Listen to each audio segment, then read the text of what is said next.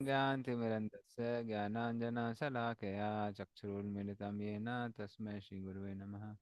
श्रीचैतन्यमनोभीष्टं स्थापितं येन भूतले स्वयं रूपदा मह्यं ददाति स पदान्तिकं। वन्देऽहं श्रीगुरो श्रीयुतापदकमलं श्रीगुरून् वैष्णवांश्च श्रीरूपं सागरजातां सहगना रघुनाथां वितं तं सजीवं साद्वैतं सावधूतं परिजनासहितं कृष्णचैतन्यदेवं श्रीराधाकृष्णपादान् सगना ललिता श्रीविशाखान्वितांश्च नमो विष्णुपादाय कृष्णप्रेष्ठाय भूतले श्रीमते भक्तिवेदान्त स्वामिनिति नामिने नमस्ते सारस्वते देवे गौरवाणी प्रचारिणे निर्विशेष शून्यवादी पासादेस्तान्ने वाञ्छकल्पतरुभ्यश्च कृपा सिन्धु एव च पतितानां पावनेभ्यो वैष्णवेभ्यो नमो नमः। नमो महावदन्नाय कृष्ण प्रेम प्रदायते कृष्णाय कृष्ण चैतन्य नामने गौरतस्य नमः। हे कृष्ण करुणा सिंधु दीनबंधु जगतपते गोप्स गोपिका कांत राधा कांत नमस्ते। तप्त कांचन गौरांगी श्री राधे वृंदावनेश्वरी विष्णुसुते देवी प्रणमामि हरि प्रिय नीलाचल निवासाय नित्य परमात्मने बलभद्र सुभद्राभ्याम जगन्नाथाय ते नमः। जय श्री कृष्ण चैतन्य प्रभु नित्यानंद श्री अद्वैत गदाधर शिवासादि गौर भक्तवृंद। हरे कृष्णा कृष्ण कृष्ण हरे हरे हरे राम राम राम हरे हरे।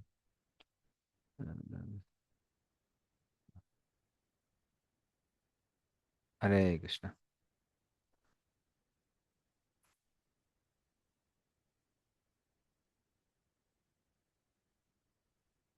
हम्म।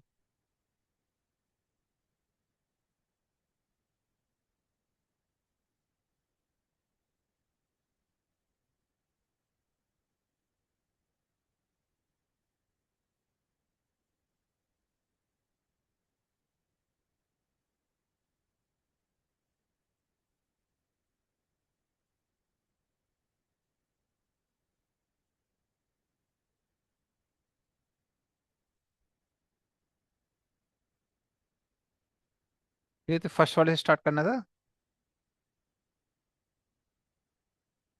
सुमित चतन। Okay. Yay, bro. We have to start the sixth chapter, bro. Six chapter okay creation Fifth of chapter, universal. हाँ फिफ्थ चैप्टर पूरा खत्म हुआ था last class. Okay okay okay. तो क्रिएशन ऑफ यूनिवर्सल फॉर्म। तो विश्वरूप आ, का जो डिटेल है वो यहाँ पे लिखा हुआ है इस वाले चैप्टर में। तो anyway, हम लोग स्टार्ट करते हैं। ऋषिर्वाचा। हाँ। इस पीहू माते इस question. No Prabhu, it's not a question. मैंने ना काफी क्लास से मिस हो गई हैं, तो एक छोटा सा क्विक रिकैप हो जाएगा तो अच्छा रहेगा, ट्रैक पे आ जाएंगे। ये रिक्वेस्ट करना था। ओके। तो देखिए अभी तक ऑलरेडी सेकंड कंडो में हमने जो क्रिएशन पढ़ी हुई है उसी का रिवीजन था यहाँ पे। तो कैसे महाविष्णु प्रधान पर दृष्टिपात करते हैं, उसकी वजह से महातत्व तीन भागों में विभाजित हो जाता है। सत्वगुणी रजोगुणी तमोगुणी। सत्वगुणी महातत्व को हम लोग ज्ञान तत्व भी कहते हैं, बुद्धि तत्व भी कहते हैं। रजोगुणी महातत्व को हम लोग सूत्र तत्व कहते हैं। और इनसे ही क्या बनता है, इनसे चित्त बनता है। चित्त इज अ प्रोडक्ट। और फिर तमोगुणी जो महातत्व है उसको हम लोग मिथ्या अहंकार कहते हैं, फॉल्स ईगो। मिथ्या अहंकार से फिर आ, उसमें भी कुछ पोर्शंस में सत्वगुण ज्यादा है, कहीं रजोगुण ज्यादा है, कहीं तमोगुण ज्यादा है। जहाँ सत्वगुण ज्यादा है वहां से कर्ता भाव, फिर आ आध्यात्म, सॉरी आदिदेव आदिदेव। हम्म। और उसके बाद में फिर उसमें से मन भी उत्पन्न होता है। तो 10 जो एलिमेंटल देवता से वो उत्पन्न होते हैं और मन उत्पन्न होता है। जो रजोगुणी पोर्शन है महातत्व का, उसमें से क्या आता है, उसमें से कर्म आता है या क्रिया आती है। और उसमें से फिर उसके बाद में बुद्धि आती है और 10 इंद्रियां आती हैं। जो तमोगुणी मिथ्या अहंकार है, तमोगुणी पोर्शन ज्यादा है, उसमें से कार्य आता है, जो कार्य हुआ है। उसमें से फिर आधिभूत, सॉरी आध्यात्म आधिभूत, हाँ आधिभूत उसमें से आता है। आधिभूत उसमें से आता है। और उसमें से फिर पंच महाभूत आते हैं, पृथ्वी जल वायु आकाश इत्यादि, और 5 इंद्रियों के विषय आते हैं। तो इस तरह से 24 जो तत्व हैं वो सबके सब क्या हो जाते हैं, वो उत्पन्न हो जाते हैं। और वो उत्पन्न होने के बाद में जब 24 तत्व उत्पन्न होते हैं तो ये एलिमेंटल जो देवता लोग हैं ये अलग अलग हैं, वो मिक्स नहीं हो पा रहे हैं। वो मिक्स नहीं हो पा रहे हैं इसलिए वो भगवान से प्रार्थना करते हैं, प्रार्थना करते हैं कि हम लोगों को क्या करिए, मिक्स होने की शक्ति दीजिए। उसके आगे का एपिसोड अभी आने वाला है। प्रभु जी, कई बार ना ये मन, चित्त और अंतकरण, इन सब चीजों में थोड़ी कंफ्यूजन रहती है प्रभु जी। इनके थोड़े इंग्लिश वर्ड में बता देंगे, मतलब how they are different from each other, और कई बार ये टर्म्स सिनोनिमसली भी यूज होती हैं क्या?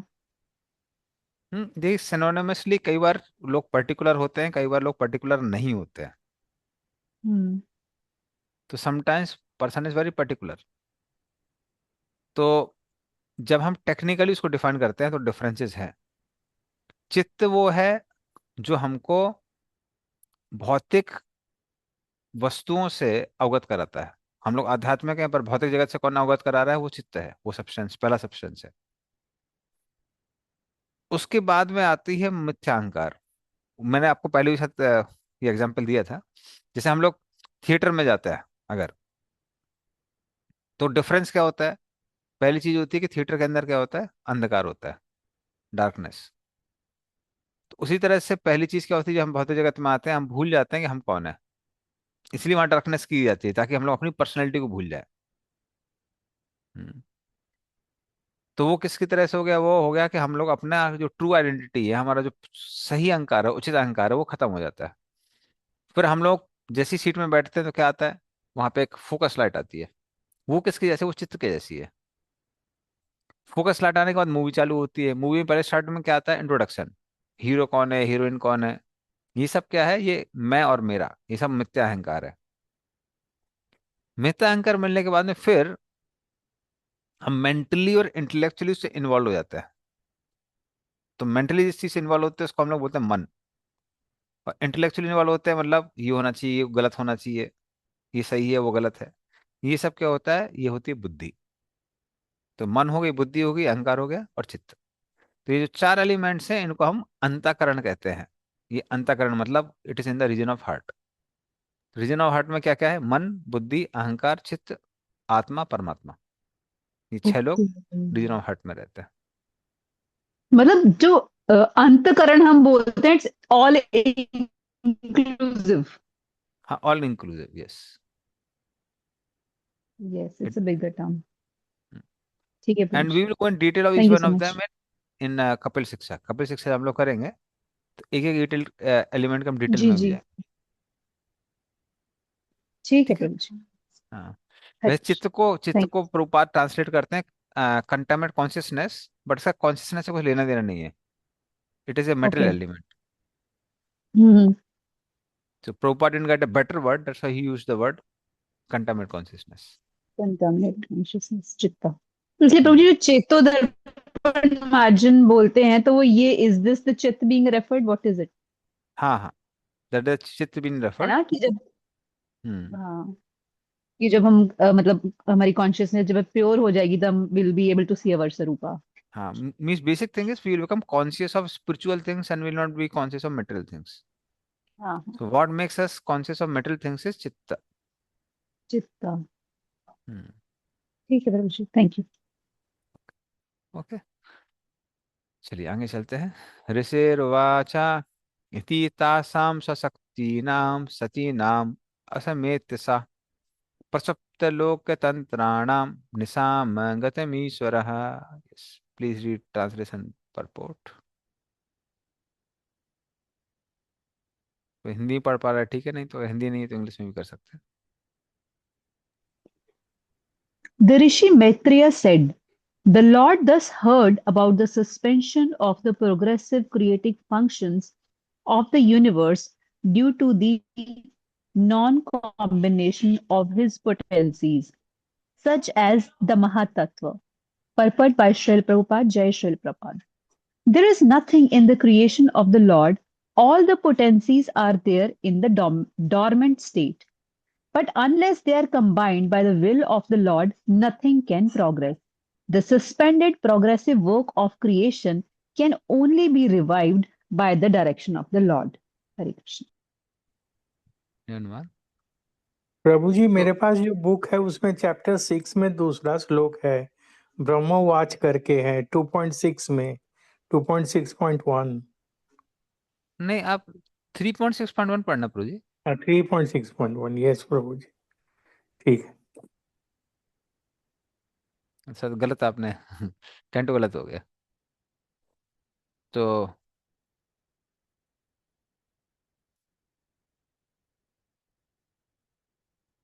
इस तरह से यहाँ पे आ, मैत्र मुनि क्या देखते हैं? तो मैत्र मुनि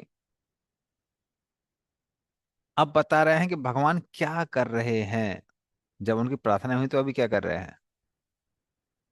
तो स्वशक्ति नाम, जो भगवान की शक्तियां हैं, महातत्व इत्यादि, हाँ, जो कि माया शक्ति की बनी हुई हैं, तो अभी वो अनमिक्स्ड है। तो भगवान क्या करते हैं, अपनी प्रकृति, और खासकर प्रकृति कौन सी शक्ति है जो अगले वर्ष में आएगी, काली शक्ति, कोहेजन पोटेंसी, उसको भेजते हैं। हाँ, उसको भेजते हैं, और वो क्या करती है, वो मिक्स करने में हेल्प करती है। तो इति तासाम सा शक्ति नाम, तो जो भगवान की शक्ति है, सती नाम असमेत च, तो जो अभी एलिमेंट्स कंबाइन नहीं हो पा रहे हैं, उनको कंबाइन करने में वो हेल्प करने वाली है। तो देखते हैं वो कौन सी शक्ति है। नेक्स्ट श्लोक में लिखा हुआ है, टेक्स्ट नंबर 2। काल संज्ञा, काल संज्ञां तदा देवीं बिभ्रत् शक्ति मुरुक्रमः त्रयोविंशति तत्वानां गणम युगपदाविशत्। हाँ, पढ़िए, इसका अर्थ और तात्पर्य।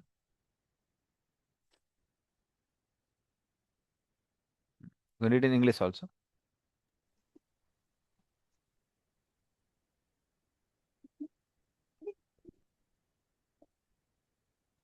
The The supreme supreme, powerful please continue, Prabhuji.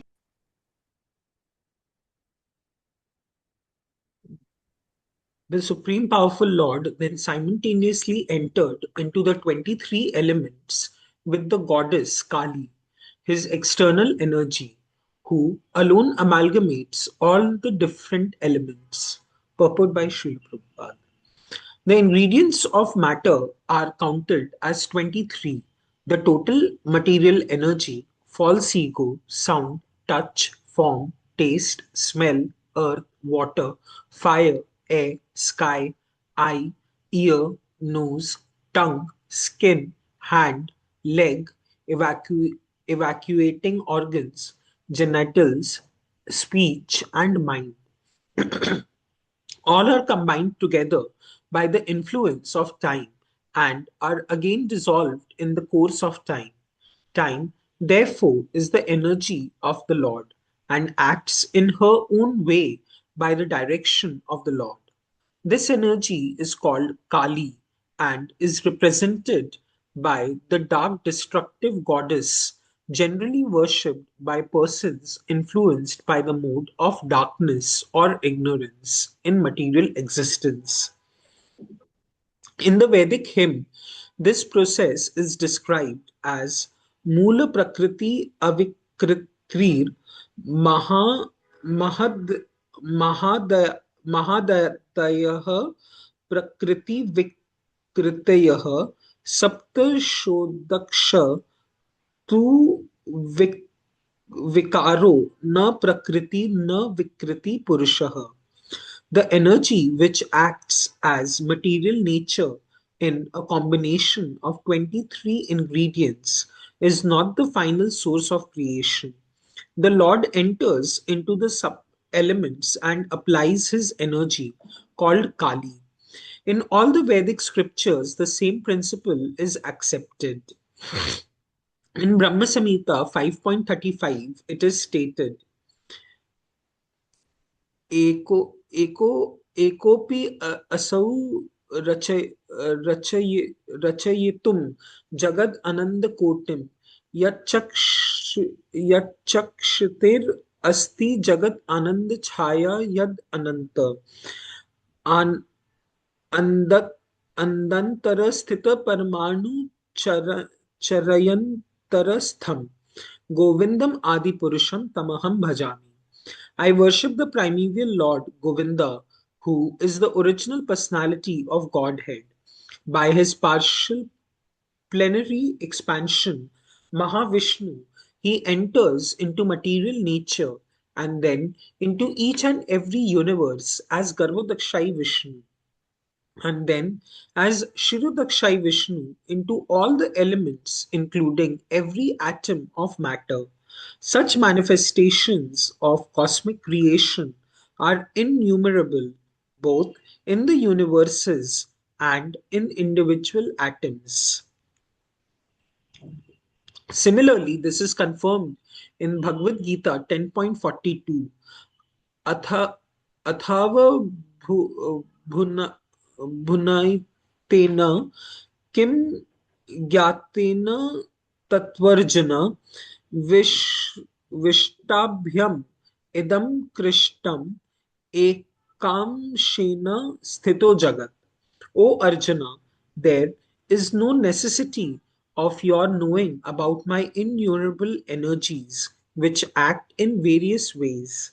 I enter into the material creation by my partial plenary expansion, Paramatma or the Super Soul, in all the universes and in all the elements therefore thereof, and thus the work of creation goes on. The wonderful activities of material nature are due to Lord Krishna, and thus he is the final cause or the ultimate cause of all causes. Hare Krishna. हरे कृष्ण। तो अभी होता क्या है, काल संज्ञाम तदा देवीम, वो भगवान जिनको समय के साथ समझ सकते हैं, या फिर काल संगम का दूसरा मतलब भी है जो प्रभुपाद ने बोला कि काली, काली देवी जो है वो आ, प्रवेश करती हैं, जो कि भगवान की एक शक्ति है, वो कहाँ प्रवेश करती हैं, वो इन 30 तत्वों में प्रवेश करती हैं। तो उससे क्या होता है, उससे 30 तत्वों को मिक्स करने में मदद मिलती है। तो वो शक्ति किसकी है, बिभ्रत शक्ति उरुक्रमः, ये भगवान की ही शक्तिशाली शक्ति है। इसलिए काली और काली की बहुत सारी संगनी है, वो सबके सब क्या करती है, उनका फंक्शन क्या है, क्रिएशन में हेल्प करना। तो वो एलिमेंट्स को मिक्स करने में हेल्प करती है, विब्रत शक्ति, इसलिए उनको विब्रत शक्ति भी कहते हैं, कोएगुलेटिंग पोटेंसीज। तो वहां पर प्रवेश करती हैं और उसके बाद में भी 1000 साल लगते हैं, ताकि जो आ, यूनिवर्स है, ब्रह्मांड है, वो क्या हो पाए, एक्टिव हो पाए। ठीक है। तो 30 एलिमेंट्स है, उनको कोऑर्डिनेट करने के लिए भगवान काली शक्ति भेजते हैं। Yes Sumit Chaitanyapur. So we have two questions. Hmm. One is, so can it be said that goddess Kali is the personification of the time? Like, is she the deity of time? And second is, pro, like, we hear about 24 elements. ना अभी यहाँ पे 23 कैसे आ रहे Pru? इसमें चित्त नहीं है, देखिए। Okay. हाँ, you see 23, you just scroll down.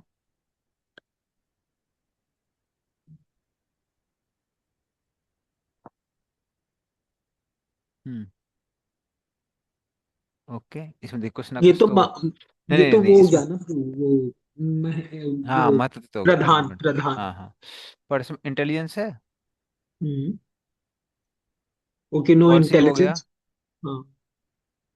तो ये 5 वो एलिमेंट्स हो गए, 5 एलिमेंट्स हो गए, waiting organ, gentle, speech, mind. Mind दिया, इंटेलिजेंस नहीं दिया इसमें। ओके. तो इंटेलिजेंस मिला के 24 हो जाएगा। So why is intelligence not there, Prue? हाँ, एक अब था इसमें तो प्रधान नहीं है प्रभु जी। नहीं, प्रधान है ना प्रभु, द टोटल मटेरियल एनर्जी। नहीं, प्रधान ही बोलेंगे उसको, महातत्व या चित्त। ओके। तो वहां से आया है, लेकिन इसमें यहाँ पे वो इंटेलिजेंस नहीं दिया हुआ है। अब देखिए, काउंटिंग है एक्चुअली। ये क्वेश्चन उद्धव जी भी उनसे पूछते हैं, कृष्ण से पूछते हैं कि कितने एलिमेंट्स होते हैं। तो कृष्ण बोलते हैं कि 24 एलिमेंट्स होते हैं, बट कुछ लोग उसको 8 काउंट करते हैं, कुछ लोग 10 काउंट करते हैं, कुछ 12 करते हैं, कुछ 23 करते हैं। और उसका रीजन क्या है? आ, एक एलिमेंट दूसरे एलिमेंट से निकलता है, इसलिए कई बार क्या करते हैं, जो प्रीवियस एलिमेंट होता है उसको अगर काउंट करते हैं तो नए वाले एलिमेंट को इग्नोर कर सकते हैं। सो इसलिए वो जो काउंट है, वो काउंट इधर उधर स्क्रिप्चर्स में, सिर्फ यहाँ नहीं, पूरे वैदिक स्क्रिप्चर्स में बहुत सारे अलग अलग काउंट दिए हैं। इवन कृष्ण भी स्वयं जो काउंट देते हैं भगवत गीता में, भूमेर पवनलो वायु खम्मनो बुद्धरे वचा अहंकारत्यम में भिन्न प्रकृति अष्टधा, बस अष्टधा 8 एलिमेंट्स दे देते हैं। So like that. तो काउंटिंग इसलिए कहीं कहीं स्क्रिप्चर्स में यहाँ वहाँ होती रहती है। ओके, आपका नेक्स्ट क्वेश्चन क्या था? Can goddess Kali be said to be the deity of time? नहीं, देखिए, deity of time means you can say she is in one sense wife of time. Time is basically lord Shiva, Okay. और वो काल की पत्नी काली आप कह सकते हैं। बट बेसिकली अगर आप फिजिकली उसमें जाएंगे, अगेन टेक्निकलिटीज में, तो काली का एक स्पेसिफिक फंक्शन है। वो फंक्शन क्या है? वो, Destruction. हाँ, बेसिकली सीमेंटिंग। ब्रिक्स हैं, बालू है, ये सब है, बट उसको कौन कोगुलेट करेगा? तो कोगुलेशन जो का काम है वो कौन करती है? वो काली करती है, सबको मिक्स करने में हेल्प करती है। तो उनका स्पेसिफिक फंक्शन है। अदरवाइज प्रधान भी पार्वती का ही एक्सपेंशन है, महत्व भी उन्हीं का एक्सपेंशन है, तीन गुण भी उन्हीं का एक्सपेंशन है, काली भी उन्हीं का एक्सपेंशन है। But then they have specific functionalities, उनका अलग फंक्शन है। So Lord Shiva is the personification of time, bro. Time, yes, he is called Oh, Mahakal. okay, that's why he's Mahakal, माने जो उज्जैन हम्म, में। Okay. उज्जैन में जो वर्शिप करते हैं महाकाल, वो इसलिए करते हैं क्योंकि इस time personified. So Pruji, then but Krishna also says na that I am time. हाँ, that is because everything is Krishna's energy only. Okay. Because lord Shiva is also expansion of Krishna only. तो कृष्ण कुछ भी बोल सकते हैं, क्योंकि सब कुछ वाकई में कृष्ण ही है। Hmm, Krishna can also say that I am so much Chaitanya Das, he can say why, because no you are also his part and parcel ना। तो इसी विभूति योग में अगर आप देखें, विभूति योग में भगवान क्या करते हैं, भगवत उसमें बोलते हैं, मैं I am shark among the fishes, I am among saints, I am Bhrigu. तो इसका मतलब वो पर्सनैलिटी वो नहीं है, but they are all expansions of Krishna. तो उस हिसाब से कृष्ण बोलते हैं, कालो अस्मि लोकोयम छकृत। ठीक है, Thank you. चलिए आगे चलते हैं।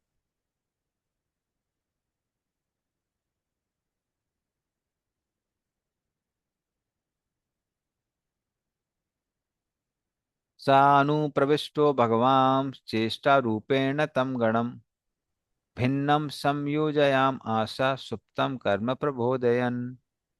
हाँ, अनुवाद। इस तरह जब भगवान अपनी शक्ति से तत्वों के भीतर प्रविष्ट हो गए तो सारे जीव प्रबुद्ध होकर विभिन्न कार्यों में उसी तरह लग गए जिस तरह कोई व्यक्ति निद्रा से जागकर अपने कार्य में लग जाता है। तात्पर्य श्रील प्रभुपाद के द्वारा, श्रील प्रभुपाद की जय।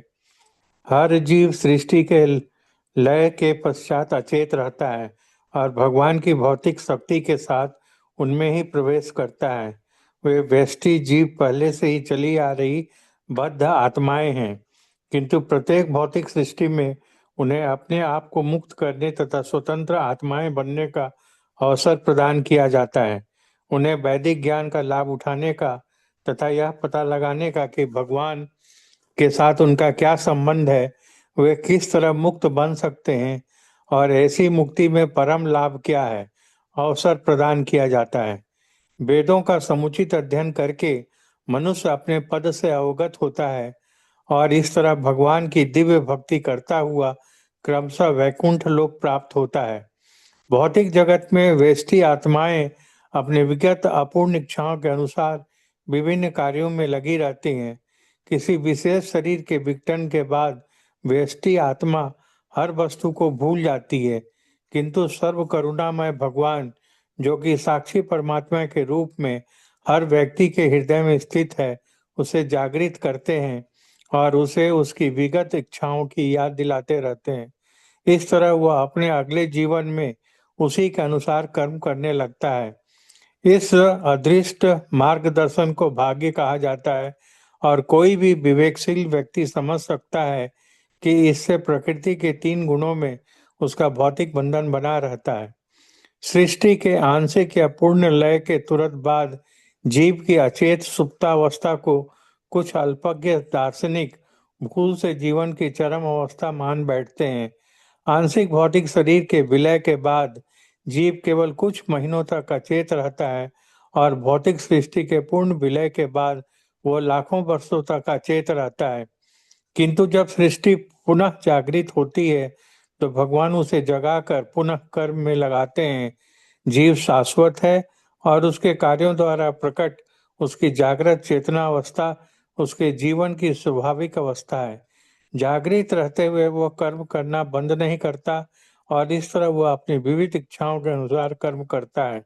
जब उसकी इच्छाएं भगवान को दिव्य सेवा करने के लिए प्रशिक्षित की जाती है तो उसका जीवन पूर्ण हो जाता है और नित्य जागृत जीवन का आनंद पाने के लिए वह वैकुंठ भेज दिया जाता है।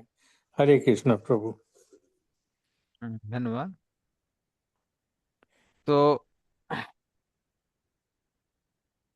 उसके बाद क्या होता है? तो वो होने के बाद में भगवान अपनी क्रिया शक्ति के साथ उसमें प्रवेश करते हैं, और उसकी वजह से जो कर्म अभी कैसे थे वो एक्टिव नहीं हुए थे, वो कर्म भी कैसे होते हैं, वो एक्टिव हो जाते हैं। और वो एक्टिव होने की वजह से अब एलिमेंट्स एक साथ मिक्स होते हैं। क्योंकि होता क्या है एक्चुअली, थोड़ा समझने वाली बात है। अगर कोई भी एलिमेंट मिक्स हो रहे हैं तो क्यों हो रहे हैं, उनका कोई तो रीजन होना चाहिए। तो वो रीजन क्या है कि आदर इंडिविजुअल या फिर किसी कोई कलेक्टिव कर्मा है, उसको देने के लिए मेटल एलिमेंट्स मिक्स होते हैं। बट वो कर्म एक्टिव कैसे होते हैं? वो कर्म एक्टिव तब होते हैं जब भगवान आ, परमात्मा के रूप में सारे एलिमेंट्स में प्रवेश करते हैं। इसलिए भगवान सारे एलिमेंट्स में प्रवेश करके उन कर्मों को एक्टिव करते हैं, एक्टिवेट करते हैं। और इसी वजह से कई बार कहा जाता है कि जीव इस सृष्टि का कारण है। क्यों? क्योंकि उनके जो कर्म हैं, अच्छे कर्म बुरे कर्म, उन्हीं की वजह से सृष्टि में सारे चेंजेस हो रहे हैं। अगर मान लीजिए जीवों की इच्छाएं नहीं होंगी, इस संसार को भोगने की, कोई कर्म नहीं होंगे, तो फिर इस संसार की जरूरत ही नहीं है। तो फिर चेंजेस होंगे ही नहीं। तो वो एक्टिवेशन अभी भगवान करते हैं किसके साथ? जब अपने क्रिया शक्ति के साथ उसमें प्रवेश करते हैं। ओके, चलिए चलते हैं नेक्स्ट श्लोक में। अभी हम कुछ श्लोकों में क्या करेंगे, सिर्फ ट्रांसलेशन करेंगे ताकि हम लोग वो सब देख सकें, उसका जो थ्रेड है, थ्रेड को ठीक से समझ सकें।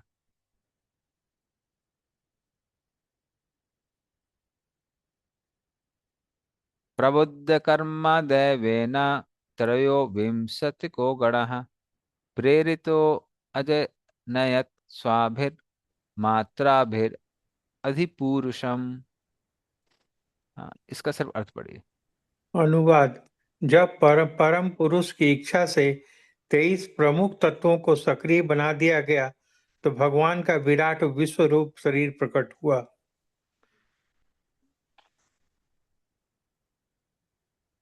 हरे इस कृष्ण तरह प्रभु। से जैसी ही वो क्रिया शक्ति के साथ में भगवान प्रवेश करते हैं, तो फिर अभी क्या होता है, आदि पुरुषम, जो भगवान का विराट रूप है, विराट रूप अभी प्रकट होता है। और जैसा हम पहले भी एक्सप्लेन कर चुके हैं कि विराट रूप है क्या।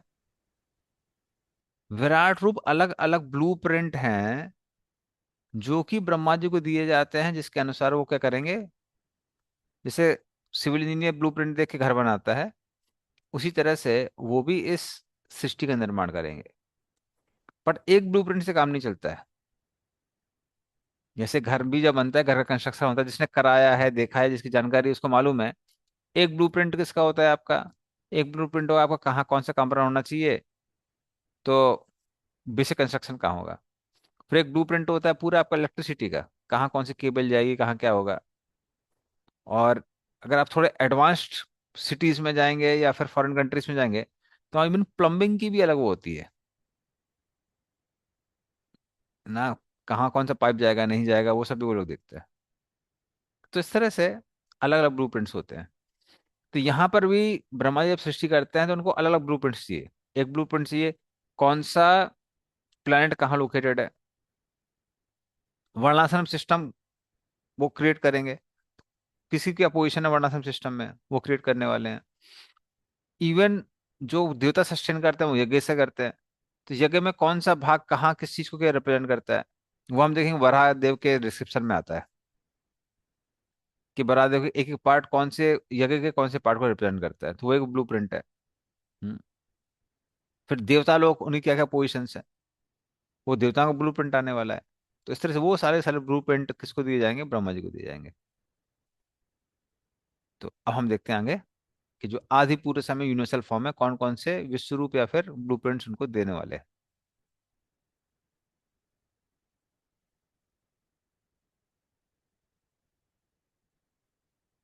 परेण विसता स्वस्मिन् मात्रया विश्वसृग्रणः चुक्षोभन्योनयम् आसाद्य यस्मिन् लोकाश्चराचरः। हाँ पढ़िए, इसका भी सिर्फ अर्थ ही पढ़िए। अनुवाद। ज्यों भगवान ने अपने स्वांश रूप में विश्व के सारे तत्वों में प्रवेश किया, त्यों ही वे विराट रूप में रूपांतरित हो गए, जिसमें सारे लोक और समस्त जड़ तथा चेतन सृष्टियां टिकी हुई हैं। हरे कृष्ण। तो जैसे ही ये जो 23 आ तत्व थे, ये सब के सब मिक्स होते हैं, कंबाइन होते हैं। हाँ, और भगवान जब उसमें प्रवेश करते हैं, तो जिस तरह से जब पिता का वीर माता के गर्भ में प्रवेश करता है और पंच रात्रि बुदबुदम जगुड फॉर्मेशन वगैरह होता है, तो फिर धीमे धीमे क्या करता है, वो एक्सपेंड होता है और फिर एक बालक का रूप धारण करता है या एक बालिका का रूप धारण करता है। तो उसी तरह से तो उसको जब वो पूर्ण रूप से डेवलप नहीं होता, उसको हम लोग फीटस कहते हैं। तो वो डेवलप हुआ। हम्म।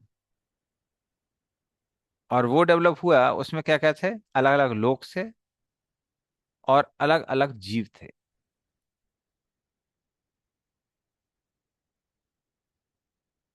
ठीक है, तो इस तरह से वो सब के सब प्रकट होते हैं, अलग अलग लोक और अलग अलग जीव। क्या क्या लोग थे, जीव थे, वो अगले उसमें देखेंगे श्लोक में। हिरण्मया सा पुरुषः सहस्र परिवत्सरान् आंडकोश वासाप्सु सर्वसत्तोपब्रह्मितः। पढ़िए इसका भी अर्थ। अनुवाद। विराट पुरुष जो हिरण्मय कहलाता है, ब्रह्मांड के जल में 1000 दैवी वर्षों तक रहता रहा और सारे जीव उसके साथ शयन करते रहे। हरे कृष्ण। धन्यवाद। तो यहाँ जो हिरण्यमय बोला जा रहा है वो किसको बोला जा रहा है, देखिए अभी हम देखेंगे हिरण्यमय आगे गर्भदक्षा विष्णु को भी बोला जाएगा, ब्रह्मा जी को भी बोला जाएगा। हम्म। और यहाँ किसको बोला जा रहा है, हिरण्यमय सा पुरुष सहस्र परिवत्सरान। ये क्या है, ये पूरा ब्रह्मांड है, उसको ही यहाँ पे हिरण्यमय बोला जाता है। इसको हम लोग कभी कभी समष्टि विराट भी कहते हैं। संस्कृत में एक और वर्ड यूज किया है, समष्टि विराट, मतलब टोटलिटी ऑफ द यूनिवर्स, समस्त पूरा।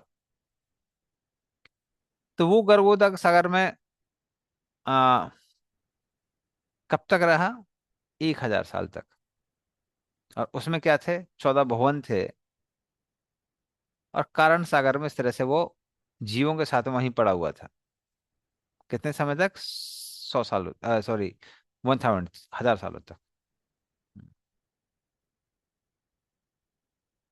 ठीक है, तो आगे चलते हैं हम लोग। प्रभु जी, ये 1000 सेलेस्टियल ईयर्स होंगे ना? Yes, but celestial is a very common word. Hmm. पितृलोक का सेलेस्टियल ईयर, या फिर स्वर्गलोक का सेलेस्टियल ईयर, या या फिर ब्रह्मलोक। या ब्रह्मलोक का सेलेस्टियल. तो ब्रह्मलोक का तो पॉसिबल नहीं है, हम्म। वो पॉसिबिलिटी नहीं है. बट स्वर्गलोक का पॉसिबल है. हाँ, दैट कैन तो be there. That can be there, क्योंकि वो ब्रह्मा जी के सिर्फ 12 घंटे हुए, जी। तो वो पॉसिबिलिटी है. ओके। ठीक है, चलिए आगे चलते हैं 7th में.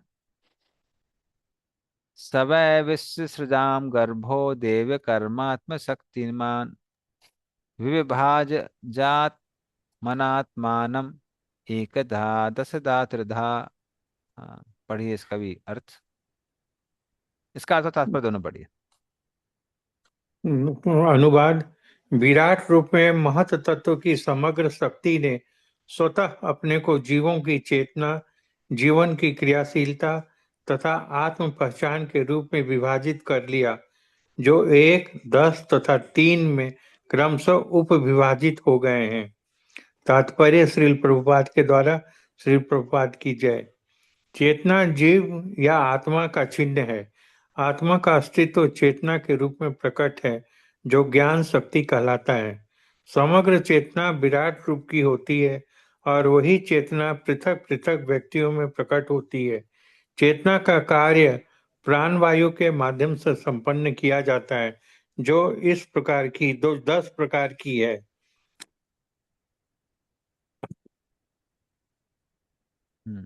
ये प्राण वायुएं प्राण, अपान, उदान, व्यान तथा समान कहलाती हैं और नाग, कूर्म, कुकुर, देवदत्त तथा धनंजय के रूप में अलग अलग गुणों वाली भी हैं। आत्मा की चेतना भौतिक वातावरण द्वारा दूषित हो जाती है और इस प्रकार शारीरिक पहचान के मिथ्या अहंकार में विभिन्न कार्यकलाप प्रकट होते हैं। भगवत गीता 2.41 में इन विभिन्न कार्यकलापों का वर्णन बहुशाखा अनंताश्च बुद्धियो अव्यवसायिनाम के रूप में हुआ है। बद्ध आत्मा शुद्ध चेतना के अभाव में विविध कार्यों में मोहग्रस्त होता रहता है। शुद्ध चेतना अवस्था में केवल एक कार्य होता है। व्यष्टि आत्मा की चेतना उस समय परम चेतना से एक हो जाती है जब इन दोनों के मध्य पूर्ण समन्वयन होता है। अद्वैतवादी का विश्वास है कि चेतना केवल एक होती है, जबकि सात्वतों अर्थात भक्तों का विश्वास है कि यद्यपि चेतना निसंदेह एक है, किंतु उनमें तालमेल होने से ही वे एक हैं। व्यष्टि चेतना को परम चेतना के साथ जुड़ जाने की सलाह दी जाती है, जैसा कि भगवत गीता 18.66 में भगवान ने उपदेश दिया है, सर्वधर्मान परित्यज्य मामेका शरणम व्रज। व्यष्टि चेतना अर्जुन को परम चेतना के साथ साथ रहने की और इस तरह अपनी सचेतन शुद्धता बनाए रखने की सलाह दी जाती है। चेतना के कार्यकलापों को बंद करने का प्रयास मूर्खता है, किंतु भगवान के साथ जोड़कर इन्हें शुद्ध किया जा सकता है। यह चेतना शुद्धि की मात्रा के अनुसार आत्म पहचान के 3 गुणों में विभाजित हो जाती है। आध्यात्मिक अर्थात शरीर तथा मन के साथ आत्म पहचान, आधि भौतिक या भौतिक उत्पादों के साथ आत्म पहचान तथा आदि दैविक या भगवान के सेवक के रूप में आत्म पहचान। इन तीनों में आदि दैविक आत्म पहचान भगवान की इच्छा का पालन करते हुए चेतना की शुद्धि की शुरुआत है। हरे कृष्ण।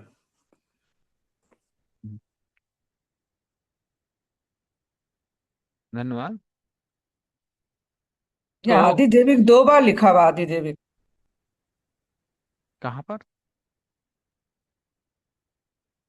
ठीक है, ठीक। हम्म. तो सवैव सृजाम गर्भो देव कर्मात्मकम शक्तिमान विभाज आत्मात्मात्मानम एकधा दसधा त्रिधा. तो उसमें 1, 10 और 3 क्या क्या है? हम्म. तो इसमें क्या क्या था? जीव शक्ति थी, प्राण शक्ति थी, आत्म शक्ति थी। तो जो जीव शक्ति है वो एक है, उसको एक काउंट किया गया है। प्राण शक्ति 10 है, वो भी हम नेक्स्ट टू नेक्स्ट वर्ष में देखेंगे कौन कौन सी 10 प्राण शक्ति होती हैं। हालांकि प्रभुपाद ने यहाँ पे प्राण अपान व्यान उदान समान सबके बारे में बताया हुआ है, फंक्शनलिटी और भी आने वाली है।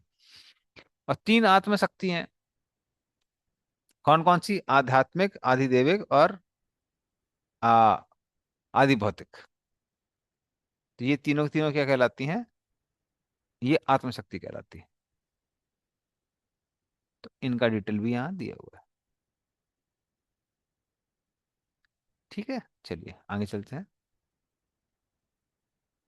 हाँ, स्वामी Chidambaram. So, Ji, like this this verse, if we see, so everywhere through like consciousness is like even in previous we had seen like consciousness is always referred to as one.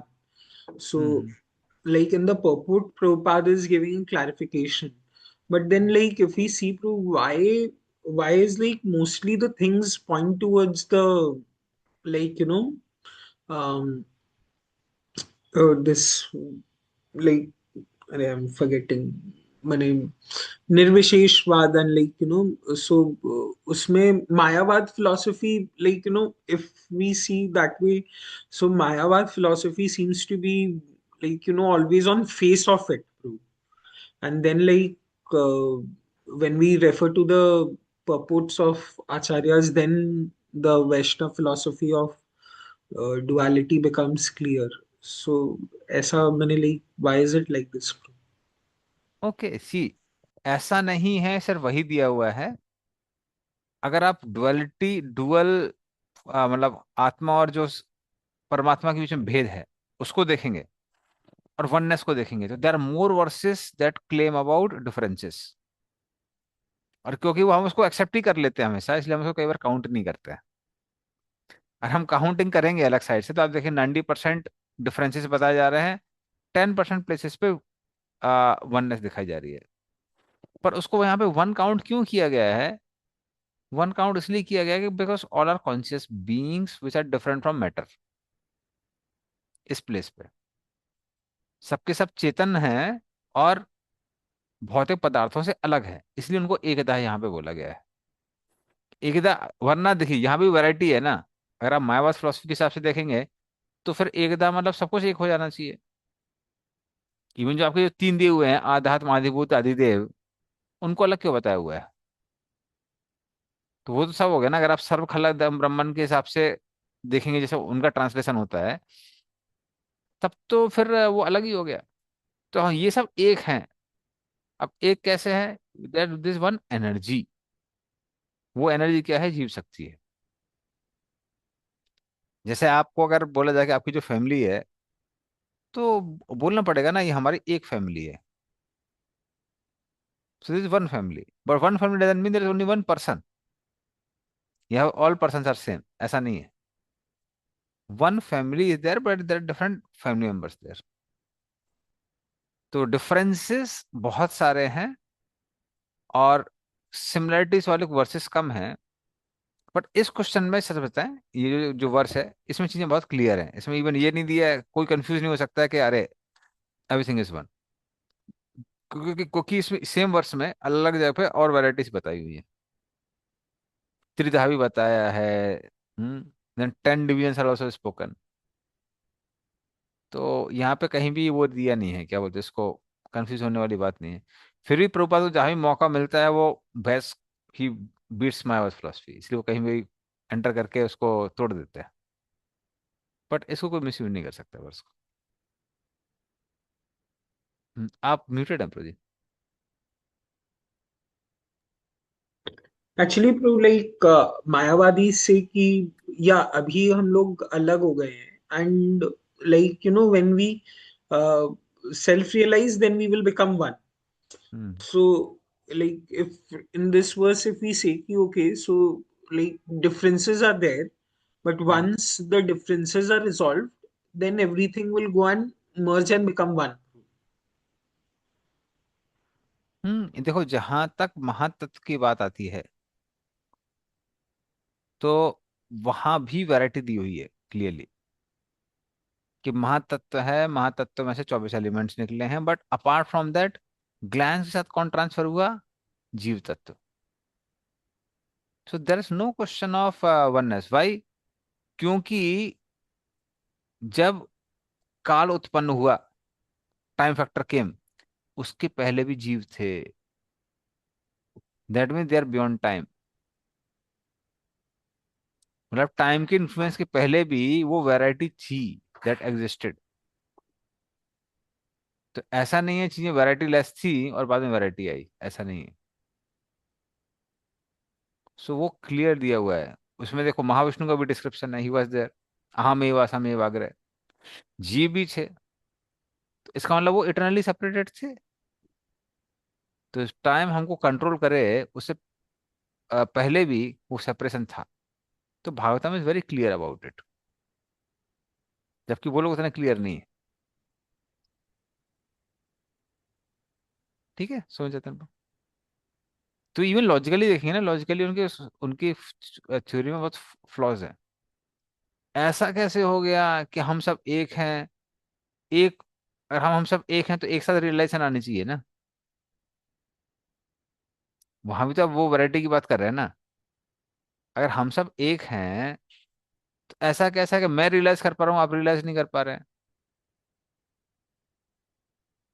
तो अगर हम सब एक हैं तो रियलाइजेशन भी एक साथ होना चाहिए। तो मैं मान सकता हूँ कि हाँ भाई ठीक है, एक तत्व था वो अभी इग्नोरेंस में था, वो एक साथ एनलाइटन हो गया। बट ऐसा कैसे है? एक पोर्शन एनलाइटन हो रहा है, दूसरा पोर्शन एनलाइटन नहीं हो रहा है, तीसरा पोर्शन एनलाइटन हो रहा है, चौथा एनलाइटन नहीं हो रहा है। तो वो लॉजिकली कोई सेंस नहीं बनाता है। That doesn't make any logical sense. ठीक है। Actually sometimes to understand any philosophy हमको देखना पड़ता है कि कितने सपोर्टिंग एविडेंसेस, कितने अपोजिंग एविडेंसेस हैं। तो वहां को सपोर्टिंग एविडेंस है, हम ऐसा नहीं बोल रहे कि सपोर्टिंग एविडेंस नहीं है, but there are more opposing and confusing elements than supporting elements. और जब हम लोग वैरायटी की बात करते हैं, there are more supporting elements than opposing elements. तो वो डिफरेंसेस है।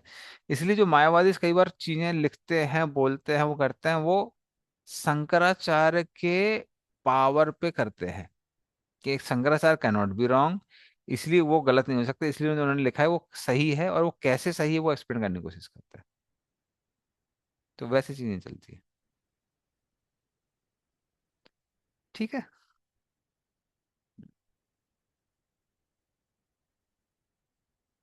इवन मैंने भी क्वेश्चन पूछा, कई बार पूछा है। हम लोग एक टीचर हैं यहाँ पर, तो वो एक मायावादी को किसी को फॉलो करते हैं। तो फिर वो बोलने लगे कि नहीं नहीं सर, आप देखिए कि everybody is right and everything is wrong, everything just illusion, वो इल्यूजन खत्म हो जाएगा तो सब एक हो जाएंगे। अच्छा खराब तो ये सब रिलेटिव चीजें हैं। तो मैंने बोला जब सब कुछ रिलेटिव है तो हम देखते हैं कि स्टेट में भी रूल्स बने हुए हैं। आप ये करेंगे तो आपको अवार्ड मिलेगा, अप्रिसिएशन मिलेगी, दूसरा करेंगे तो पनिशमेंट मिलेगा। और भगवान ने भी शास्त्रों में इतनी सारी चीजें बताई हुई हैं, ये करो ये मत करो, ऐसा करो वैसा मत करो। जब सब कुछ ठीक है तो इतना ज्यादा डिटेल बताने की जरूरत क्या थी? Why it was told. So then he was quiet. उनको लगा था हाँ बात तो सही है। ठीक है, चलिए आगे चलते हैं। Prabhuji, because right now in the Bhagavatam also there have been we are right now in the third canto, sixth chapter. So many times such verses have come which seem to be pointing towards the Mayavad philosophy, and then it is like in the Prabhupada in his commentary he is clarifying it. Like multiple times it has happened even now in hmm. like so that's why sometime we may feel ki okay, is it this is what Bhagavatam is actually trying to say, and नहीं देखिए कैसा होता है, अगर आप एक verse को out of context coat करते हैं तो फिर वो ऐसा लगता है। अगर आप एक वर्स को पूरे कॉन्टेक्स्ट से बाहर लेके ले जाते हैं तो वो ऐसा लगता है। बट अगर आप कॉन्टेक्स्ट से बाहर लेके नहीं जाएंगे तो फिर ये सब प्रॉब्लम नहीं आएगी। जैसे फैमिली में भी बहुत बार ऐसा लगता है कि चीजें कुछ सेम है। सेम इन द सेंस, जैसे आप लोग आपस में अपने आप को इंट्रोड्यूस करते हैं, तो उसमें भी लोग बोल सकते हैं लगता है एक ही आदमी है। क्यों? सबका सरनेम सेम है। फैमिली में तो सबका सरनेम ही सेम होगा ना। फिर वो बोलेंगे हाँ अरे, कास्ट भी इसकी एक ही है, सबकी कास्ट एक ही है, कल्चर भी एक ही लग रहा है। तो इसलिए जब भी कोई चीजें चलती हैं, there some places where things of oneness are pointed out, because oneness is there. ऐसा नहीं कि वो नहीं है, और क्योंकि वो है इसलिए वो बार बार पॉइंट की जाएगी। लेकिन आचार्य हमेशा ये बोलते हैं कि आप उसको हाईलाइट नहीं कर सकते, ओवर हाईलाइट नहीं कर सकते। क्यों? It is just one part, ये अपने आप में कंप्लीट नहीं है। तो वननेस को हम लोग डिनाई नहीं करते हैं, पर आचार्य बार पॉइंट आउट क्यों करते हैं? समझाने के लिए कि this is not the only thing, सिर्फ वो नहीं है। हमारे में और भगवान में वननेस है, अनडिनाइबल फैक्ट है। बट ये सिर्फ एक फैक्टर नहीं है, और भी फैक्ट है इसके साथ साथ। तो इसलिए वी डोंट से कि Mayavad philosophy is totally wrong in the sense that there is no oneness. नहीं, ऐसा नहीं है। Oneness is there, but it is a part, it is the part of whole philosophy. तो उसको बार बार आचार्य लोग क्या करते हैं, उसको पॉइंट आउट करते हैं। इसलिए शास्त्रों में भी बहुत सारे श्लोक ऐसे मिलेंगे जहां पे वननेस को एम्फेसाइज किया जाता है। एंड द रीजन इज कि वो गलत नहीं है, वो है, no doubt about it, but that is not the only thing. तो we are one with Krishna, at the same time we are different from Krishna. Okay, सोच दें।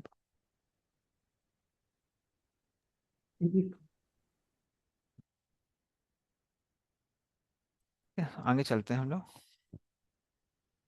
जैसे यहाँ वननेस है, वहां एकदम क्लियर है कि यहाँ वननेस मतलब उसको जीव तत्व इज वन जीव तत्व, राइट? तो दैट इज देयर एकदहा, तो वो है।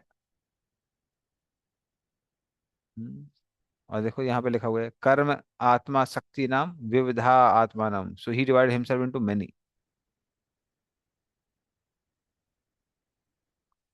तो वो है। और एक्चुअली स्पीकिंग इवन स्क्रिप्चर्स में जहाँ बहुत जगह लिखा हुआ था ना कि आनंदमयो भाष्यात to enjoy he divide into many, तो it is referring to this episode only. वो इसी एपिसोड को रेफर कर रहा है। क्योंकि स्पिरिचुअल वर्ल्ड में हम ना कभी एक थे और ना ही कभी एक होंगे। मेटर वर्ल्ड में वो एक व्यक्ति से बहुत सारे लोग निकलते हैं। वो कैसे निकलते हैं? वो महाविष्णु के ऊपर जो आत्मा सो रही थी, वो जाग के अलग अलग बॉडीज को ऑक्युपाई करती है।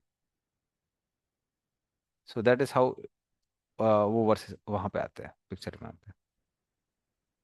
ठीक है, चलिए आगे चलते हैं।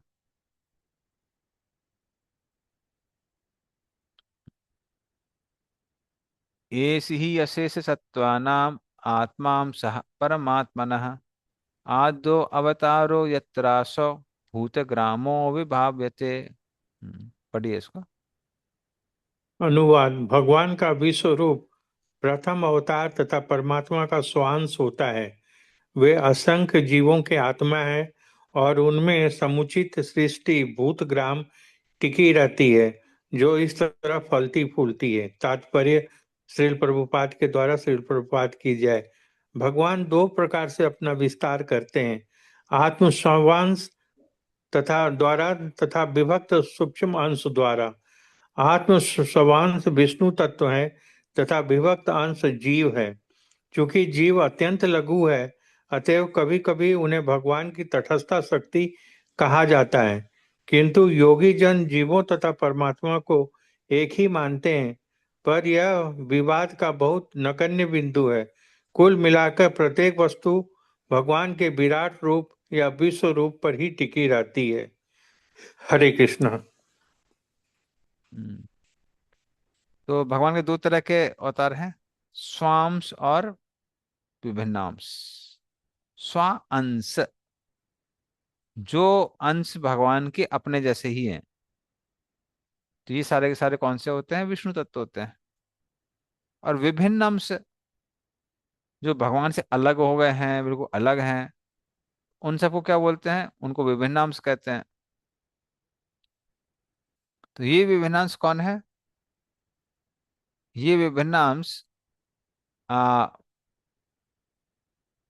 भगवान के जीव तत्व हैं। ये सब जीव तत्व की कैटेगरी में आते हैं। तो इससे सही डिफरेंस आते हैं स्वांश और विभिन्न अंश। और इस श्लोक में अगर आप रेफरेंस देखेंगे तो ये जो विराट रूप है, जिस इसको परमात्मा आ, की पूजा करने वाले, वो जो बड़े बड़े योगी होते हैं, जब उनके हृदय शुद्ध नहीं होते तो उस पर ध्यान करते हैं हृदय को शुद्ध करने के लिए। और ये जो रूप है, इसको सारे जीवों की आत्मा कहा जाता है। हम्म।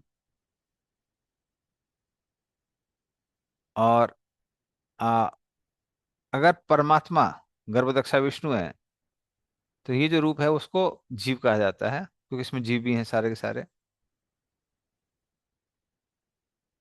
ओके। तो जो आ, योगी लोग हैं, जब उनका हृदय शुद्ध नहीं होता तो वो इसी रूप का ध्यान करते हैं। ठीक है, चलिए आगे चलते हैं।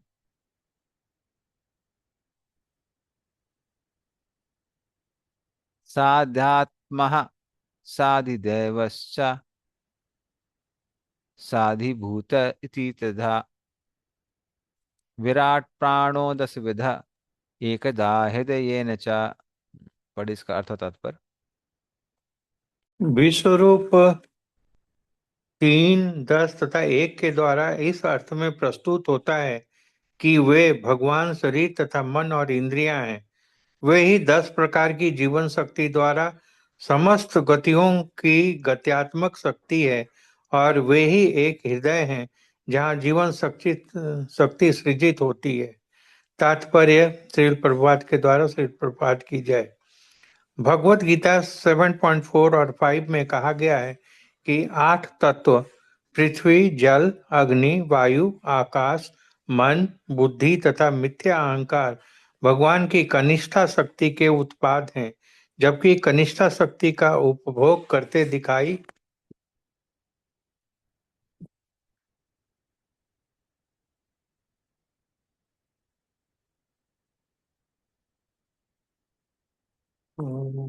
पढ़ने वाले जीव मूलतः श्रेष्ठ शक्ति से अर्थात भगवान की अतरंगा शक्ति से संबंधित हैं।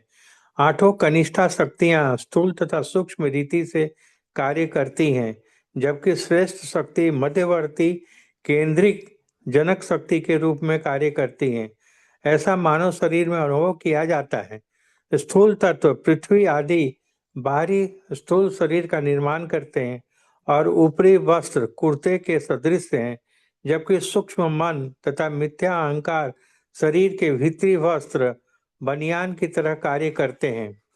शरीर की गतियां सर्वप्रथम हृदय से उत्पन्न होती है और शरीर के सारे कार्यकलाप इंद्रियों द्वारा संभव होते हैं, जो शरीर के भीतर 10 प्रकार की वायु द्वारा शक्ति प्राप्त करती हैं। 10 प्रकार की वायु का वर्णन इस प्रकार है। श्वास लेते समय नाक से प्रविष्ट होने वाली मुख्य वायु प्राण कहलाती है। जो वायु गुदा से बाहर निकलती है वो अपान कहलाती है। जो वायु उदर के भीतर भोजन को ठीक करती है और जो कभी कभी डकार के रूप में निकलती है, समान कहलाती है। जो वायु गले से होकर जाती है और जिसके रुकने से दम घुटता है, वह उदान वायु कहलाती है। जो संपूर्ण वायु पूरे शरीर में चक्कर लगाती है, वह व्यान वायु कहलाती है। इन 5 वायुओं से भी सूक्ष्म अन्य वायु है। जो वायु आंखों के और मुख के खुलने में सहायक बनती है, वह नाग वायु कहलाती है। जो वायु भूख को बढ़ाती है, कुकर वायु कहलाती है। जो वायु संकुचन में सहायक होती है, वह कूर्म वायु कहलाती है। जो वायु अंगड़ाई लेते समय मुख को फैलाकर विश्राम दिलाती है, वह देवदत्त कहलाती है। और जो वायु संपोषण में सहायक बनती है, वह धनंजय वायु कहलाती है। यह सारी वायु हृदय के मध्य से उत्पन्न होती है और हृदय केवल एक है। यह मध्यवर्ती शक्ति भगवान की श्रेष्ठ शक्ति है, जो हृदय हृदय के भीतर शरीर की आत्मा के साथ आसीन है, जो भगवान के मार्गदर्शन में कार्य करती है। इसकी व्याख्या भगवत गीता 15.15 में इस प्रकार हुई है। सर्वस्य चाहम हृदि सन्निविष्टो मतः स्मृति ज्ञानम अपोहनम च वेदैश्च सर्वैरहमेव वेद्यो वेदांतकृत वेद विदेव चाहम। संपूर्ण मध्यवर्ती शक्ति भगवान द्वारा हृदय से उत्पन्न की जाती है, जो वहीं पर स्थित होते हैं और स्मरण करने तथा विस्मरण करने में बद्ध जीव की सहायता करते हैं। यह बद्ध अवस्था जीव द्वारा भगवान की अधीनता की विस्मृति के कारण है। जो व्यक्ति भगवान को भुलाए रखना चाहता है, उसकी भगवान जन्म जन्मांतर भुलवाए रखने में सहायता करते हैं। किंतु जो व्यक्ति भगवत भक्त की संगति के बल पर उनका स्मरण करता है, तो स्मरण करने में भगवान उसकी अधिकाधिक सहायता करते हैं। इस तरह बदात्मा अंतोतगत्वा भगवत धाम वापस जा सकता है। भगवान द्वारा दी जाने वाली इस दिव्य सहायता की विधि का वर्णन भगवत गीता 10.10 में इस प्रकार हुआ है। तेषां सतत युक्तानां भजता प्रीतिपूर्वकं ददामि बुद्धि योगम त येन माप्मु प्रयान्ति ते। मन से परे बुद्धि अर्थात भक्ति द्वारा आत्म साक्षात्कार की बुद्धि योग विधि अकेले ही मनुष्य को विराट सृष्टि में भवबंधन की बद्ध अवस्था से ऊपर ले जा सकती है। जीव की बद्ध अवस्था उस व्यक्ति जैसी है जो किसी विशाल यांत्रिक व्यवस्था की गहराई में हो। मानसिक चिंतक अनेकानेक जन्मों के चिंतन के बाद ही बुद्धि योग के बिंदु तक पहुंच सकते हैं, किंतु बुद्धिमान व्यक्ति जो मन के ऊपर बुद्धि स्तर से प्रारंभ करता है, आत्म साक्षात्कार आत्म साक्षात्कार में तीव्र प्रगति करता है। चूंकि बुद्धि योग में किसी समय भी ह्रास या पीछे जाने का किसी प्रकार से भय नहीं रहता, अतएव आत्म साक्षात्कार के लिए यह विश्वसनीय मार्ग है, जिसकी पुष्टि भगवत गीता द्वारा 2.40 में होती है। मानसिक चिंतक तथा एक ही वृक्ष पर बैठे दो पक्षियों का श्वेताश्वतर उपनिषद आत्मा तथा परमात्मा के रूप में नहीं समझ पाते। व्यष्टि आत्मा तो वृक्ष का फल खाता है, किंतु दूसरा पक्षी फल ना खाकर फल खा रहे पक्षी के कार्यकलापों का अवलोकन करता रहता है। यह साक्षी पक्षी फल खा रहे पक्षी को सकाम कर्म करते रहने में पहुंचाता है। जो व्यक्ति आत्मा तथा परमात्मा या ईश्वर और जीव के इस अंतर को नहीं समझ सकता, वह अब भी विराट यंत्र के पास में है। अतएव उसे उस समय की प्रतीक्षा करनी होगी जब वह इस बंधन से छूट सकेगा। हरे कृष्णा।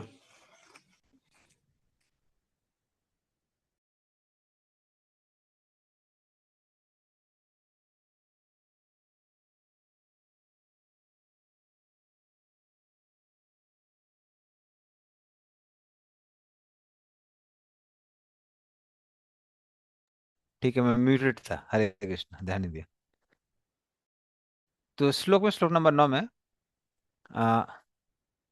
तो एक शक्ति तो क्लियर है, वो कौन थी? वो जीव शक्ति थी। जो तीन आत्म शक्ति हैं, वो तीन आत्म शक्ति कौन कौन सी है? साध्यात्म, साधिदेव, सा आदिभूत। साध्यात्म मतलब आध्यात्म मतलब इंद्रियां, जो हम ऑलरेडी डिस्कस कर चुके हैं। आदिदेव मतलब इंद्रियों के अलग अलग देवता। और सा आदिभूत, आदिभूत मतलब जो सेंस ऑर्गन्स हैं, जो कि पंच तत्वों से मिश्रण, किस मिश्रण से बनते हैं। तो तीन तीन तरह के 10 प्राणवायु हैं। प्राण अपान व्यान उदान समान, व्यान नाग कूर्म कृकट देवदत्त धनंजय।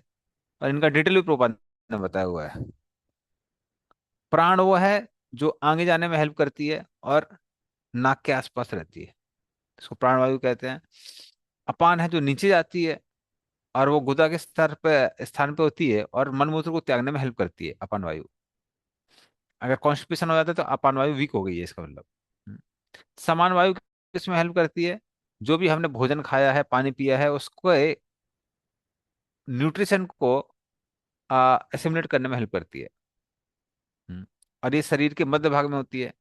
उदान वायु जो है, जो ऊपर की ओर जाती है, और ये गले की तरफ होती है उदान वायु। व्यान वायु जो है, वो शरीर में सब जगह यहाँ वहाँ रहती है, और ये ब्लड फ्लो में हेल्प करती है व्यान वायु। उस तरह से नाग वायु है। हम्म, वो आ, जमाई लेने इत्यादि में इसमें हेल्प करती है। नहीं, जमाई में नहीं, उसमें पचाने में। जब पच जाता है तो फिर एक्सपल्सन, उसमें हेल्प करती है। कूर में जो है, वो आंख को खोलने बंद करने में हेल्प करती है। किरकर के कारण भूख आती है। देवदत्त की वजह से जमाई आती है। और धनंजय की वजह से नरिशमेंट आता है साथ में। जब आत्मा शरीर छोड़ के चली जाती है, तो धनंजय वायु क्या करती है? वो बॉडी को डिटोरिएट करती है। तो ये इवन मेरे पेरेंट्स ने ऑब्जर्व किया था। तो जब मेरे ग्रैंड पेरेंट्स के दोनों के साथ हुआ, ग्रैंड फादर के साथ भी, ग्रैंड मदर के साथ भी, डिपार्चर के बाद में ऐसा लग रहा था जैसे उनके कुछ लिम्स हिल रहे हैं। ट्यून ग्रैंड मदर का जब लगा, तब तो मेरे फादर ने डॉक्टर को भी बुला लिया कि जिंदा है क्या। बोले नहीं नहीं नहीं। तो धनंजय वायु काम करती है। ये काम क्या करती है? बॉडी को डिटोरिएट करने का काम करती है। तो इस तरह से ये 10 जो वायु हैं, ये 10 वायु सबकी सब अपना अपना काम करती है। ठीक है, चलिए अगले श्लोक में चलते हैं। प्रभु जी, ये जो 10 तरह की वायु हैं, ये क्या एनिमल्स और ह्यूमंस दोनों में एक समान होती हैं क्या? हाँ, जो दिख तो लग तो रहा है कि सामान्य होती है। क्योंकि क्योंकि ये भी कहा जाता है कि कैमल्स जो होती हैं, तो हम्म। कैमल्स के डेड कैमल्स के आसपास नहीं होना चाहिए, क्योंकि अच्छा। कुछ समय के बाद उसका शरीर फूल के बस्ट करता है और उससे भयंकर ये नुकसान पहुंचता है। हाँ, तो देखिए डिटोरिएशन होता है। और बेसिकली ये 10 वायु सिर्फ ह्यूमन बॉडी के लिए नहीं है, सबके लिए है। अब इनकी फंक्शनलिटी सेम है, किस डिग्री तक है वो हम नहीं कह सकते हैं। बट ये 10 वायु काम करती हैं। जितनी भी एक्टिविटीज हैं, एक्टिविटीज वायु की वजह से ही होती हैं। वायु का काम है एक्टिविटीज क्रिएट करना। ठीक है, तो इस तरह से वायु ही काम करती है उसके लिए। ओके, चलें नेक्स्ट श्लोक में, 10th।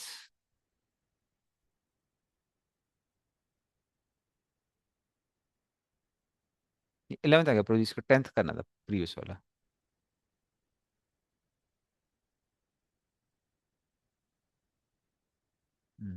धन्यवाद।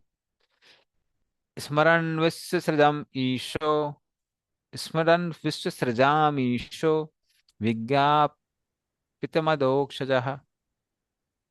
वृदा विराजमतपत्स्वेन तेजसैषां विवृत्तये। आ, पढ़िए इसका अर्थ और तात्पर्य। अनुवाद। परम प्रभु इस विराट जगत की रचना का कार्यभार संभालने वाले समस्त देवताओं के परमात्मा हैं। इस तरह देवताओं द्वारा प्रार्थना किए जाने पर उन्होंने मन में विचार किया और तब उनको समझाने के लिए अपना विराट रूप प्रकट किया। तात्पर्य श्रील प्रभुपाद के द्वारा। श्रील प्रभुपाद की जय। निर्विशेषवादी लोग भगवान के विराट रूप के प्रति विभ्रमित रहते हैं। वे सोचते हैं कि इस विराट अभिव्यक्ति के पीछे कल्पना का हाथ है, किंतु बुद्धिमान व्यक्ति कारण के महत्व का अनुमान परिणामों के चमत्कारों को देखकर लगा सकते हैं। उदाहरणार्थ, माता के गर्भ में मनुष्य शरीर का विकास स्वतंत्र रूप से नहीं होता, अपितु इसलिए होता है कि शरीर के भीतर जीव या आत्मा है। जीवात्मा के बिना कोई भी भौतिक शरीर स्वयं न तो आकार ग्रहण कर सकता है, न विकास कर सकता है। जब कोई भौतिक वस्तु विकास प्रदर्शित करती है, तो यह समझना चाहिए कि इस अभिव्यक्ति के भीतर आध्यात्मिक आत्मा विद्यमान है। यह विराट ब्रह्मांड धीरे धीरे विकसित हुआ है, और जिस तरह किसी शिशु का शरीर विकास करता है। अतएव यह धारणा कि ब्रह्मांड के भीतर ब्रह्म प्रवेश करता है तर्क संगत है। जिस तरह भौतिकवादी लोग हृदय के भीतर आत्मा तथा परमात्मा नहीं ढूंढ पाते, उसी तरह पर्याप्त ज्ञान के अभाव में वे यह देख नहीं पाते कि परमात्मा ही ब्रह्मांड का कारण है। इसलिए वैदिक भाषा में भगवान को अवांगमन सगोचर अर्थात शब्दों तथा मनों की धारणा से परे कहा गया है। अल्प ज्ञान के कारण मानसिक चिंतक ब्रह्म को शब्दों तथा मनों की सीमा में बांधना चाहते हैं, किंतु भगवान इस तरह से नहीं जाने जा सकते।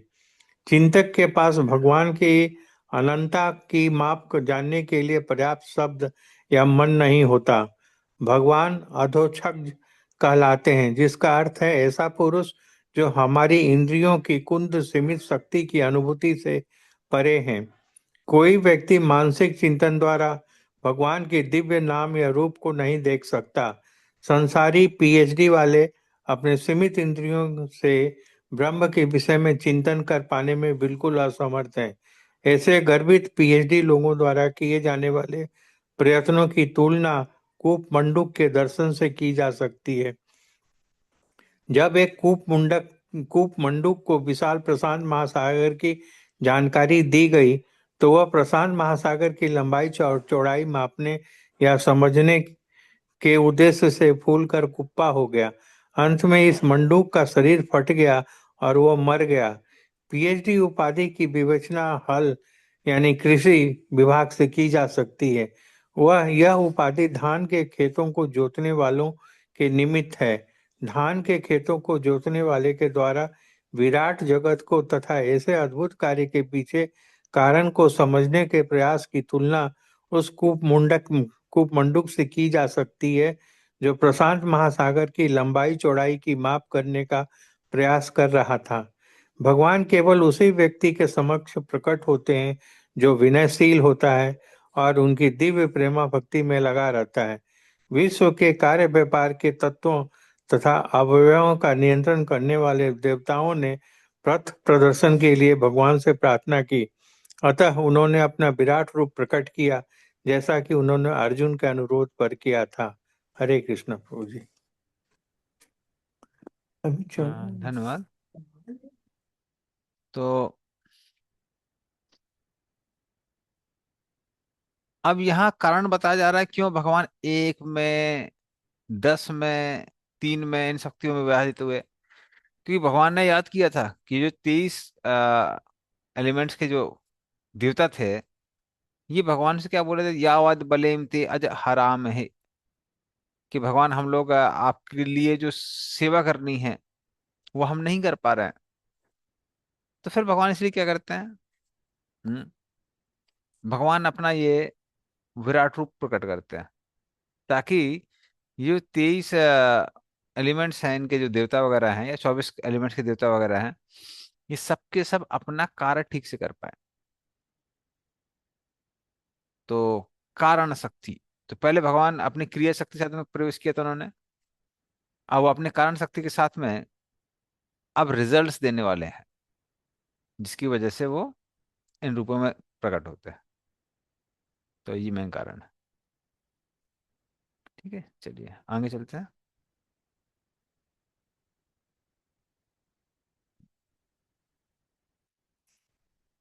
अथ तस्याभितप्तस्य कति ध्यायतनानिह निर्भिद्यन्ते देवानां तानि मे गदता शृणु। हाँ, पढ़िए इसको। अनुवाद। मैत्रेय ने कहा, अब तुम मुझसे यह सुनो कि परमेश्वर ने अपना विराट रूप प्रकट करने के बाद किस तरह से अपने को देवताओं के विविध रूपों में विलग किया। तात्पर्य श्री प्रभुपाद के द्वारा श्री प्रभुपाद की जय।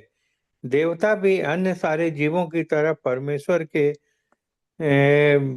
वियुक्त हुए भिन्नांश हैं। देवताओं तथा सामान्य जीवों में केवल इतना ही अंतर है कि सारे जीव जब भगवान की भक्ति के पुण्य कर्मों से युक्त होते हैं और भौतिक प्रकृति पर प्रभुत्व जताने की उनकी इच्छा समित हो जाती है, तो वे देवताओं के पद पर उन्नत कर दिए जाते हैं।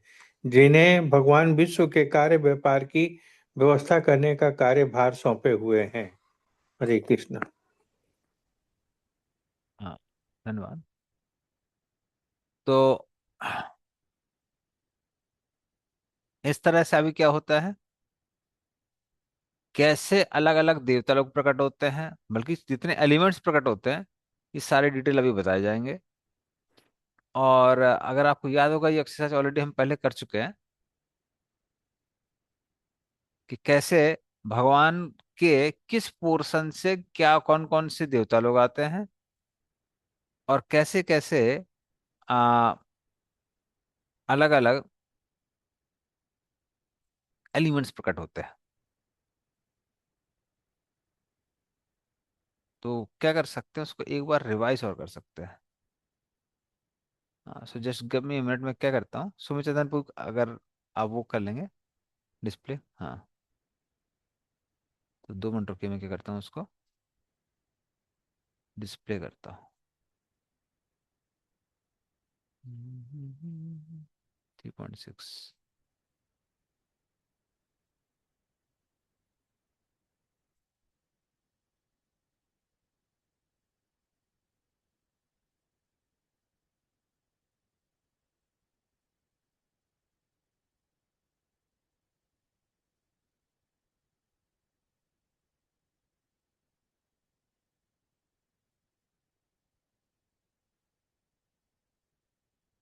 शेयर करता हूँ मैं आप लोगों से।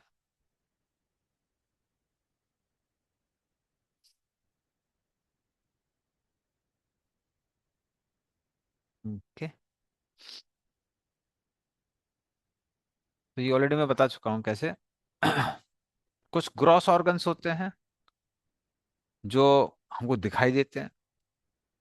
तो जो मेरा मुंह दिखाई दे रहा है उसको बोलते हैं आस्यम, और जो सूक्ष्म शरीर में है, उसको बोलते हैं वाचा। दोनों काम क्या है, बोलने का ही है। आस्यम दिखता है, वाचा नहीं दिखता है, वो सूक्ष्म शरीर में होता है। और इसके जो अधिष्ठाता देवता है वो है अग्निदेव। और जो तन्मात्रा है वो क्या है, जो मुंह से शब्द निकल रहे हैं वो तन्मात्रा है।